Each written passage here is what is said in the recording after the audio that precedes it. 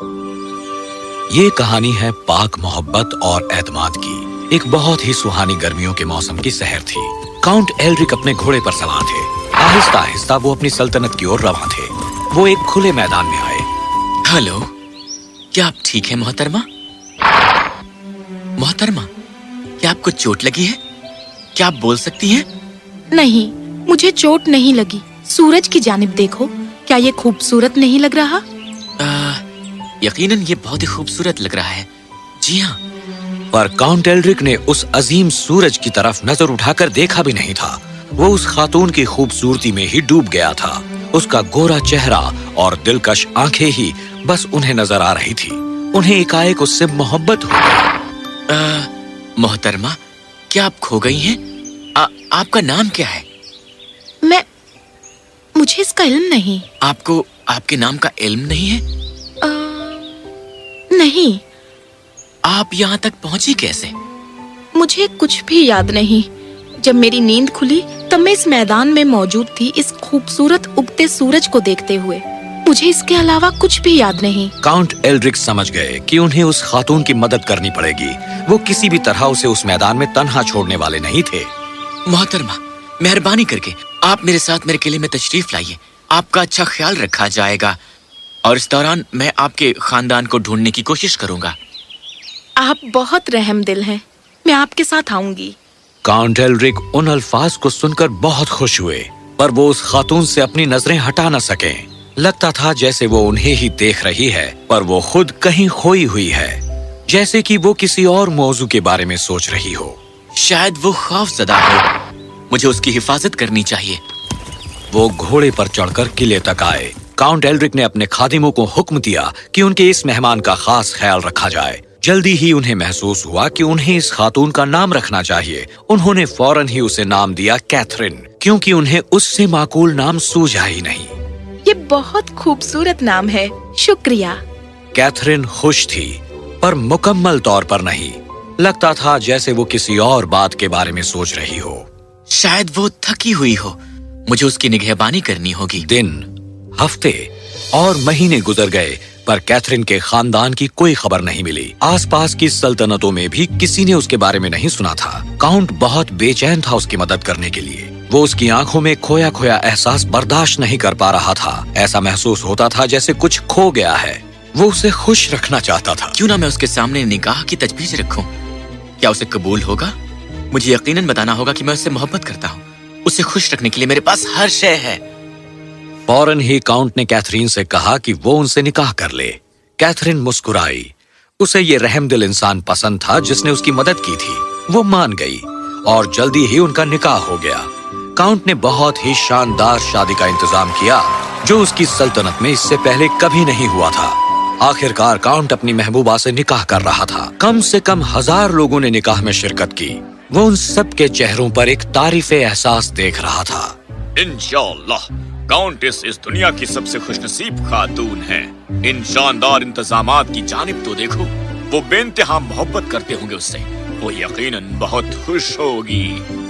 Count मुस्कुराया, पर countess की तरफ जैसे ही उसकी नजर पड़ी, उसका दिल थोड़ा सा डूब गया। मेरी जान, क्या तुम खुश नहीं हो? यकीनन मैं खुश हूँ मेरे सरताज। काउंट एल्ड्रिक ने उस पर यकीन किया, पर उसकी आंखों में फिर वही खोयापन नजर आया, जैसे वो किसी और मौजू के बारे में सोच रही हो। काउंट एल्ड्रिक के पास खुद को तसल्ली देने के लिए सभी वजूहात खत्म हो चुकी थी। सल्तनत को कैथरीन से बेहतर काउंटेस नहीं मिल सकती थी। सब उससे मोहब्बत करते थे। वो हर एक से मोहब्बत और इज्जत से पेश आती थी। पर काउंट एल्ड्रिक उदास था। उसे महसूस हो रहा था कि वो पूरी तरह से उसकी नहीं है। हर साल काउंट अपनी रियाया के लिए एक दावते रक्स का इंतजाम करता। हर कोई जी भर के नाचता, वो भी जिन्हें पता नहीं था कि कैसे नाचते हैं। पर काउंटेस खामोश थी। वो न नाच रही थी, न मुस्कुरा रही थी। उसकी आंखों में वो एहसास हर रोज काउंट को और गमज़दा कर रहा था। उन्होंने कई मर्तबा उससे पूछने की कोशिश की, पर वो हमेशा उन्हें कसकर पकड़ लेती, मुस्कुराती और कहती, मैं तुमसे मोहब्बत करती हूँ और मैं तुम्हारे साथ खुश हूँ। हालांकि वो उनकी तरफ ही देख रही थी, पर काउंट को महसूस हो रहा था कि वो किसी और के बारे में सोच रही है। फिर एक रात जब काउंट अपने आराम गाह में दाखिल हुआ, वो ये देखकर हैरत में पड़ गया कि कैथरीन नाच रही थी। मेरी जान, तुमने मेरे साथ कभी रक्स क्यों नहीं किया? क्या? मैं कभी रक्स नहीं करती, आपको इसका इल्म है? ओह मेरी जान, तुम अभी नाच रही थी जब मैं आरामगाह में दाखिल हुआ। क्या तुम्हें याद नहीं है? क्या? नहीं, मैं रक्स नहीं करती, पर कभी-कभी मुझे दिलकश मौसीकी सुनाई देती है, जैसे वो साज कहीं दूर बज रहा हो, जैसे वो मुझे बुला रहा हो। काउंट एल्ड्रिक पशोपेश में पड़ गया। 1 साल बीता। जल्दी ही उनके निकाह की सालगिरह आई। काउंट ने सोचा कि वो अपनी अजीजा काउंटेस को हैरत अंगेज खुशी देगा। सालगिरह की रात से पहले वो उसी मैदान में घोड़े पर सवार होकर गए जहां वो पहले एक दूसरे से मिले थे। कैथरीन बहुत ही खुश होगी। रुको, वो क्या है? मैंने कभी भी अपनी जिंदगी में इतनी मीठी और खूबसूरत तर्ज नहीं सुनी। क्या परियों की दुनिया के लोग? मैंने सोचा था कि वो बस कहानियों में होते हैं। खामोश थियोडोर, ये बहुत ही अजीबोगरीब नजारा है। रुको, वो कौन है? क्या वो? और वहां बहुत ही खूबसूरत गुलाबी लिबास में उसकी महबूबा कैथरीन खड़ी थी। कैथरीन! पर इससे पहले कि वो इसे करीब से देख पाता, उसका घोड़ा सरपट भागा। थियोडोर बहुत ही खौफजदा हो गया था। वो जंगल में भागने लगा। तसल्ली रखो थियोडोर, तसल्ली रखो। तुम मुझे परियों से दूर लेकर जा रहे हो। ठीक है, शांत हो जाओ। देखो तुम मुझे कितनी दूर लेकर आए हो। चलो वापस चलें। ओह नहीं, वो चली गई हैं। काउंट फौरन ही वापस आया। उन्हें ये देखकर तसल्ली हुई कि काउंटेस बहुत ही पुरसुकून उनकी आरामगाह में सो रही हैं। मेरी अजीजा, तुम थी कहाँ? क्या? मैं सो रही थी। तुम थके हुए लग रहे हो, तुम्हें भी सो जाना चाहिए, बहुत देर हो चुकी है। रुको, मैं गलत नहीं हो सकता। ये वहीं पर थी। ये मुझसे झूठ क्यों बोल रही है? ये वहां कितनी खुश थी। अब मैं क्या करूं? अब सिर्फ एक ही इंसान मेरी मदद कर सकती है, मैग्डा। काउंट को मैग्डा पर भरोसा था। उसे इस दुनिया के सभी राजों का इल्म था। पूरे 2 दिन सफर करने के बाद वो एक छोटी सी झोपड़ी में पहुंचा जो बिल्कुल घने जंगल के बीच थी। ओह, काउंट एल्ड्रिक, तुम यहाँ कैसे आए? ये काउंटेस की बाबत है मैग्डा।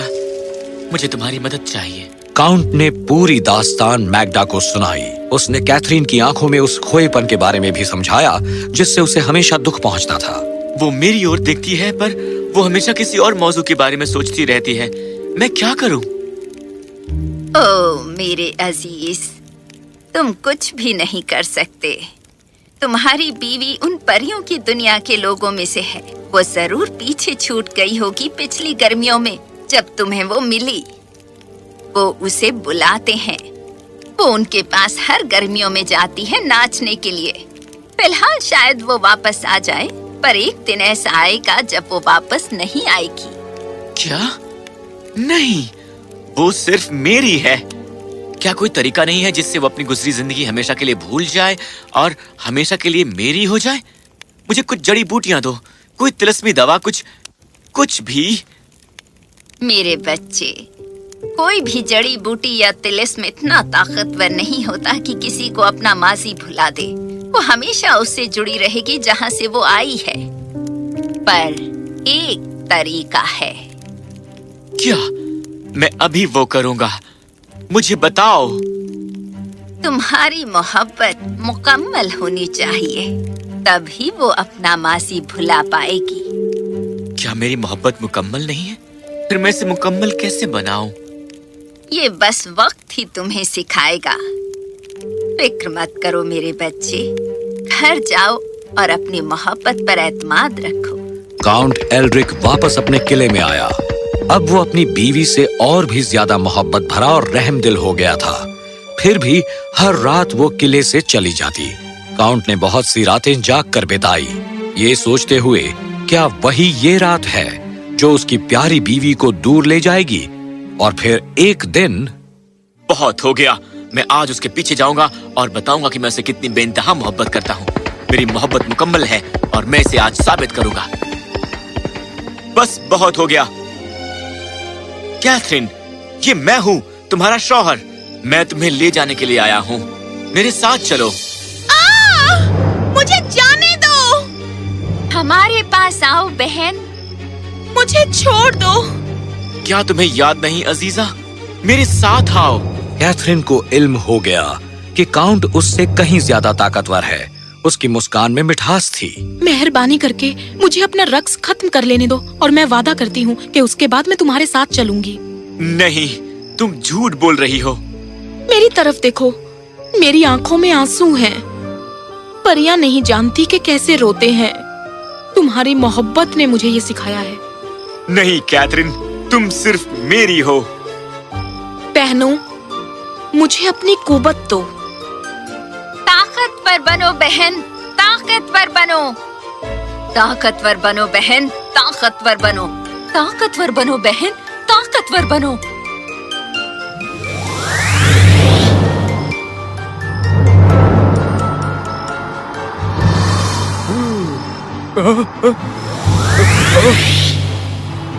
आजाद बनो बहन, आजाद बनो।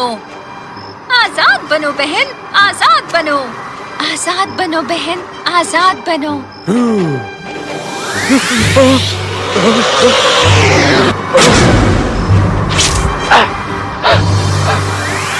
बहती रहो बहन, बहती रहो। बहती रहो बहन, बहती रहो।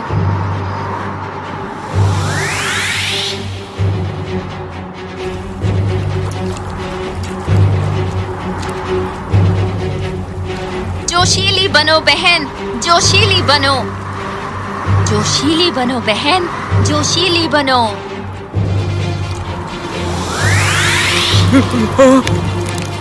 अगर मैं तुम्हें सुबह होने तक पकड़े रहूं, तो काफी हद तक तुम मेरी ही रहोगी। पर उसने एतमाद नहीं छोड़ा। तुम मेरी बनिस्बत ज्यादा ताकतवर हो। मैं तुम्हें छोड़कर नहीं जा सकती। काउंट खुश था। मुझे इल्म था कि मेरी मोहब्बत मुकम्मल है। कैथरीन, क्या तुम ठीक हो मेरी जान? पर काउंटेस कुछ नहीं बोली। वो बैठ गई और कराहने लगी। काउंट बहुत दुखी हुआ अपनी महबूबा को नाखुश देखकर। कैथरीन, अगर तुम मेरे साथ रहोगी तो क्या तुम अपने लोगों को याद करोगी और गमगीन रहोगी? मैं उन्हें बहुत कम ही याद रखूंगी। मैं उदास नहीं होंगी, पर मुझे हमेशा ये महसूस होता रहेगा कि मैंने कुछ खो दिया है। और अगर तुम अपने लोगों के पास वापस चली गई तो क्या तुम मुझे याद रखोगी? नहीं, मुझे ये कुछ भी याद नहीं रहेगा। मैं केवल खुश रहूंगी। मैं तुम्हें नाखुश नहीं देख सकता मेरी जान। मैं तुमसे बेइंतहा मोहब्बत करता हूँ। अजीजा, अपने लोगों के पास वापस चली जाओ। वहां जाओ जहां तुम असल में खुश रहो। काउंट एल्ड्रिक ने पीछे मुड़कर नहीं देखा। वो अपने पीछे खाली मैदान को देखना बर्दाश्त नहीं कर सकता था। घंटों बेमकसद घुड़सवारी करने के बाद वो अपने किले में पहुंचा। वहां कौन है? कैथरीन! ओह, मेरे अजीज, क्या हुआ था? खैर, जब मेरी नींद खुली तो उस मैदान में मैं अकेली थी। मैं वहां कैसे पहुंची? मैं जानती थी तुम जरूर मुझे ढूंढ रहे होगे। ओह मेरी जान, कोई बात नहीं। बस यही काफी है कि तुम यहाँ पर हो मेरे साथ। मैं तुमसे मोहब्बत करता हूँ। मैं भी तुमसे मोहब्बत करती हूँ। और उसे इल्म था कि वो दिल से ये कह रही है, क्योंकि उसकी आंखें सिर्फ उसे ही तलाश कर रही थी और उसके अलावा कुछ नहीं। काउंट एल्ड्रिक का एतमाद और मुकम्मल मोहब्बत उसकी दिलरुबा को उसके पास ले आई। मुकम्मल मोहब्बत वो होती है जब आप किसी की खुशी से अपनी खुशी से ज्यादा मोहब्बत करते हैं।